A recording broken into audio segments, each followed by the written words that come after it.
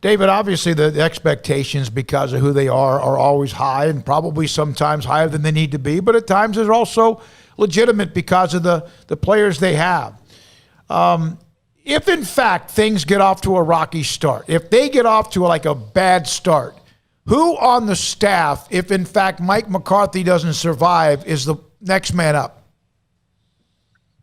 I've heard a lot of people say Dan Quinn, which makes sense because he is, he's been a head coach. He's been to a Super Bowl. He's done this. He's done that. He's a longtime veteran.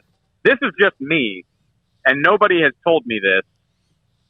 But if that were to happen, if for some reason Mike McCarthy is gone with a sizable chunk of the season left to play, I would make Kellen Moore the interim head coach. It's very eerily similar to the way that Jason Garrett got his start. It sounds weird to say right now, but Jason Garrett was one of the hot commodity coordinators in the NFL for a stretch there. The Baltimore Ravens tried to hire him away, and the Cowboys kept him.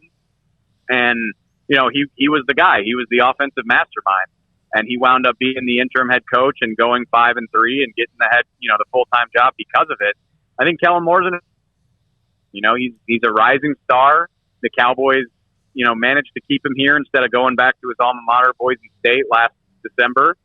And this will be his third year as the offensive coordinator. And, he's had a great offense in 2019 and managed to hold things together pretty well considering the amount of injuries they had to deal with last year. So if you're in a situation like that, I'd rather give the young guy a shot and see if he's got what it takes to be an NFL head coach as opposed to just promote a guy who's been there and done that. So that's what I would do. I can't speak for Jerry Jones, but I would be intrigued to see if the hotshot coordinator is really fit for the job.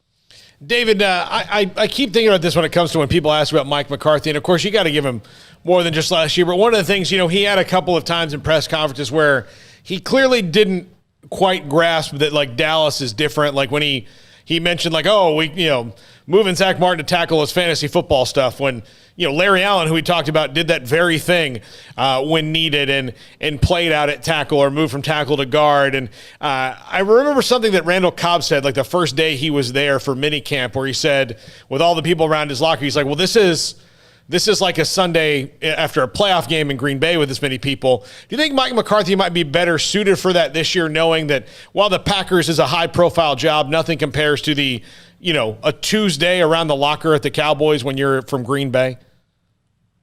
It's a really good question. And my immediate thought is he has had a year to get used to this.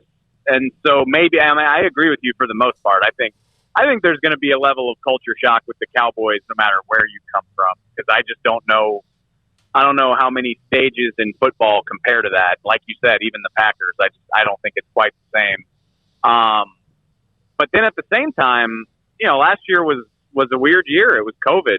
Mike did all of his press conferences on a video monitor without anybody in the room, and the post game press conferences were all on the phone, where you're not facing 800 cameras. So I think it's fair to say he still hasn't seen the full brunt of what's waiting for him during the course of a more normal year. Now, obviously, I don't think anybody 100% knows what media is going to look like this season. Obviously, we're trending back toward being normal, but I doubt it's going to be all the way normal. So I'll be curious to see how much of that he sees in his second year. If I had to guess, it's still going to be a little bit unusual.